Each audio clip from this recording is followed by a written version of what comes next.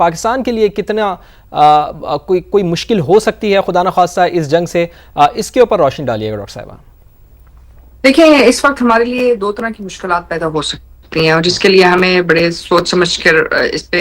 آگے بھی بڑھنا ہوگا اور سوچنا بھی ہوگا۔ سب سے بڑی بات تو یہ ہے کہ اس وقت ابھی تک یہ بات واضح نہیں ہے کہ ایران کا جو ملٹی ڈومین اٹیکس ہیں وہ کدھر تک جائیں گے۔ اس وقت جو امریکہ کی طرف سے تجزیہ آ رہا ہے یا امریکن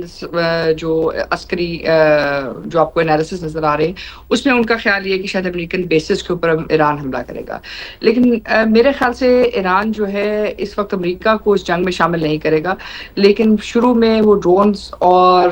جو ان کی ریولوشنری گارڈ ہے اس وار کو شاید وہ عراق کی طرف لے کے جائے گا، اور اس کے بعد جو ہے تھرڈ یا فورتھ آپشن میں وہ نیول اور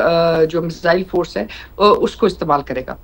اگر یہ وار آف ایٹریشن کی طرف چلے جاتے ہیں اور کچھ عرصے کے لیے مختلف قسم کی جو ان کے پلانز ہیں ان کو ایکٹیویٹ کر دیتے ہیں، جن میں ان کی زمینی ٹارگٹس بھی ہیں، تو ظاہر ہے اس کا جو امپیکٹ ہے وہ صرف اور صرف پاکستان یا ہندوستان یا ایران کے اوپر نہیں رہے گا، بلکہ اس کا پورا جو امپیکٹ ہے مشرق وسطیٰ پہ آئے گا اور مشرق وسطیٰ سے جاتے ہوئے تمام ایشیا پیسیفک کے اوپر آئے گا۔ ہمارے لیے 3 امپیکٹس ہو سکتے ہیں۔ پہلا امپیکٹ آف کورس جو ہے مثبت ہے، کیونکہ ظاہر ہے ہم چاہیں گے کہ ایران جو ہے اس جنگ کے اندر زیادہ حد تک نہ جائے، لیکن ساتھ ساتھ ایران پہ بھی یہ بات واضح رہے کہ پاکستان اور ایران کے جو تعلقات ہیں وہ بہت اہم ہیں اور اس کے ساتھ پاکستان اور ایران کو تعاون کی ضرورت ہے۔ سو اگر بلوچستان کے ایریا کے اوپر ایران ہمارے ساتھ تعاون کرتا ہے تو یقینی طور پہ پاکستان کی طرف سے تعاون بھی جو ہے یقینی ہوگا اور ہم چاہیں گے کہ ایران مضبوط رہے۔ لیکن اس کا جو نیکسٹ امپیکٹ ہے وہ آئل کے اوپر آ سکتا ہے۔ اگر آئل افیکٹ ہوتا ہے مڈل ایسٹ کے اندر یا اسٹریٹ آف ہارمز کے اوپر تو اس سے ظاہر ہے پاکستان کی بھی آئل ڈسٹرپشنز ہو سکتی ہیں۔ تو آپ کو یہ دیکھنا ہوگا کہ توانائی کے لیے ان تمام چیزوں کے لیے آپ کیا دیکھ سکتے ہیں۔ تھرڈ یہ ہے کہ اگر ہندوستان بھی اسرائیل کے ساتھ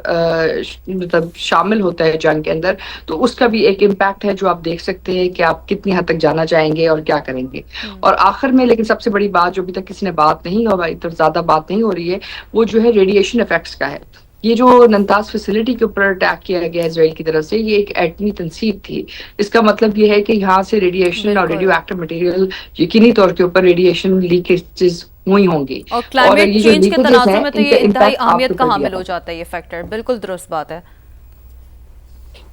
ہمیں یہ دیکھنا پڑے گا، اور سب سے آخر میں یہی کہ اگر امریکہ پریشر کرتا ہے اور امریکہ اس جنگ میں داخل ہوتا ہے اور دوسری طرف چین داخل ہوتا ہے تو پھر یہ دیکھنا پڑے گا کہ کس طرح جو ہے حد بندی ہوگی اور کتنی حد تک پاکستان، ایران، چین اور روس ایک طرف کھڑے ہوئیں گے، اور اگر ہم نے چوز کرنا ہے امریکہ اور چین کے درمیان تو کیا ہمارے حد تک کس حد تک جا سکتا ہے۔ ایک بات ہمیں نہیں بھولنی چاہیے کہ اس وقت افغانستان کے اندر بھی ایک اور جو کمپوننٹ ہے جو امریکہ نے شاید اور اس کے ساتھ جو مختلف قسم کے جو ان کے انٹرلاکٹرز ہیں انہوں نے اس کے اوپر کوئی خاص غور نہیں کیا، وہ ہے آئیزس اور آئیزس کے ساتھ منسلک مختلف ایکٹرز۔ اب اگر وہ زمینی ایکشن جو ہے استعمال بھی کیا جاتا ہے ایران کے خلاف تو یہ ایک اچھی خاصی ڈیفیکلٹ کنڈیشن بن سکتی ہے اور جو ہمارے لیے بھی پرابلمٹک ہو سکتی ہے۔ تو ہمارے لیے چیلنجز افغانستان سے آ سکتے ہیں، ہمارے لیے چیلنجز سمندر سے آ سکتے ہیں، ہمارے لیے چیلنجز آ سکتے ہیں اسرائیل کی تباہ کاریاں ہیں، جو ملٹری تباہ کاریاں ہیں، کیونکہ ظاہر ہے ہم ایسی صورتحال میں اگر ایران کے اندر اس قسم کی جنگ ہوتی ہے اور فضائی جنگ ہوتی ہے تو ہمیں بھی اپنی جو تنصیبات ہیں ان کو محفوظ کرنے کے لیے ایٹ لیسٹ ہمیں بھی کچھ نہ کچھ لیول آف الرٹ پہ رہنا پڑے گا۔ یہ نہیں ہو سکتا کہ جہاں اسرائیل اور ہندوستان کا الحاق ہو اور ہم یہ سمجھیں کہ جنگ صرف یہاں تک محدود رہے گی، کیونکہ بہرحال وہ ایران کے ساتھ ملیٹریلی جو ہیں جو انڈیا کے ساتھ ملیٹریلی انگیج بھی رہے ہیں اور ایک اس کے ساتھ بھی ہیں، اور اگر کوئی کسی قسم کی پری ایمپٹیو اسٹرائک ہوتی ہے جو ہندوستان بھی اس کے اندر شامل ہو جاتا ہے تو پھر آپ کے لیے ایک مسئلہ بن سکتا ہے۔ تو اس لیے اگر یہ ایریل جو زونز ہیں اس پہ ہماری ایئر فورس کو ایک بڑا کردار ادا کرنا پڑے گا، شاید ایران کی ہمیں مدد بھی کرنی پڑے کہ کم از کم جو جنگ ہے پاکستان کے اندر نہ آئے، اور ہم اگر اسرائیلی ایئر کرافٹس یا میسلز آتے ہیں تو ہمیں بھی ہائی الرٹ پہ رہنا پڑے گا۔ جی، یہ بڑی درست بات ہے، اور ڈاکٹر صاحبہ آپ نے بہت ہی ڈیفرنٹ ڈائنامکس ٹچ کیے ہیں اپنی بہت ہی مفصل گفتگو میں۔ چونکہ خبر کا سلسلہ بھی جاری ہے تو ترجمان کرملن کا یہ کہنا ہے کہ صدر پیوٹن کو صورتحال پر معلومات فراہم کی جا رہی ہے، رشیا کی جانب سے اس تمام تر صورتحال پر جو رسپانس دیا گیا وہ سما کے ناظرین تک پہنچا رہے ہیں۔ روس کا ایران پر اسرائیلی حملوں پر اظہار تشویش سامنے آ رہا ہے، سخت مذمت کی جا رہی ہے۔ اسرائیل نے ایران میں درجنوں مقامات پر بڑے پیمانے پر حملے کیے، ترجمان کی جانب سے یہ کہا گیا ہے۔ تو ڈاکٹر صاحبہ میں ایک بار پھر آپ کی جانب بھی آنا چاہوں گی کہ ظاہر ہیومینیٹیرین کرائسس تو ایک جانب ہے، پھر ہم نے اس سے پہلے جب صبح بھی گفتگو ہو رہی تھی تو ہم نے پبلک سینٹیمنٹ کی بھی بات کی تھی، اور قطر کے بعد بھی ہم نے دیکھا، سعودی عرب کے بعد ظاہر ہے روس کی جانب سے بھی ایک یہی رسپانس آنا تھا، اور پاکستان کے رول کی تو آپ نے پہلے ہی بات کی ہے اپنی گفتگو میں۔ کیا سمجھتی ہیں کتنا بڑا بیان ہے روس کی جانب سے بھی یہ، اور ہیومینیٹیرین کرائسس کے ساتھ ساتھ اب کون سا دوسرا المیہ ہے جو جنم لے سکتا ہے؟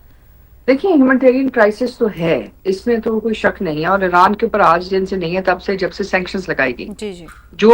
ویسٹرن اپروچ ہے وار کی وہ یہ ہے کہ وہ پہلے آپ کو بین الاقوامی معاہدوں میں جکڑتے ہیں، جب معاہدوں میں آپ جکڑے جاتے ہیں، جیسے JCPOA کے اندر ایران نے ہر طرح کی رسائی the international atomic energy agency کو، ان کے تمام اہلکاروں کو، کہ وہ یہ جان سکیں کہ ایران جو ہے کسی قسم کی ایٹمی تباہ کاری کی طرف یا اس کی ڈیولپمنٹ کی طرف نہیں جا رہا۔ لیکن اس کے باوجود ابھی ایران کی طرف سے بھی مختلف خبریں آ رہی جس میں وہ کہہ رہے ہیں کہ ان کا خیال ہے کہ IAEA کے جو سربراہ تھے وہ شاید اتنے غیر جانبدار نہیں تھے جتنا کہ وہ امید رکھ رہے تھے۔ تو اس لحاظ سے پہلے وہ ان کو جکڑتے ہیں، اور یہی چیز آپ نے دیکھی عراق کے اندر، جہاں انہوں نے ویپنز آف میس ڈسٹرکشن کے اوپر یہ کہا کہ جی وہاں بڑے پیمانے پہ تابکاری پھیلانے والے ہتھیار ہیں، انہوں نے پوری ایک جنگ کا مدعا بیان کیا، اور بعد میں کہا جی ہمارے سے غلطی ہوگی، لیکن اس غلطی کی بنیاد پہ آپ نے پورا عراق تباہ کر دیا۔ اسی طرح ایران کے لیے بھی انہوں نے یہی کیا ہے، اور جب ایران نے ایکسیس دے دیا، سارا کچھ دے دیا، تو اس کے بعد انہوں نے اس کے باوجود انہوں نے ایکسیس دیا، انہوں نے ایران کے اوپر کوئی اعتبار نہیں کیا۔ پہلے ایران پہ سینکشنز لگائیں پچھلے ٹرمپ کے دور میں، اور اس دور میں اسرائیل نے جو ہے ایک عسکری حملہ کر دیا۔ ظاہر ہے اس عسکری حملے سے کوئی چھوٹا امپیکٹ نہیں آیا، ایک بہت بڑا امپیکٹ ہے۔ اور جب بھی کسی بھی ملک کے اندر اتنی بڑی سطح پہ جنگ ہو رہی ہوتی ہے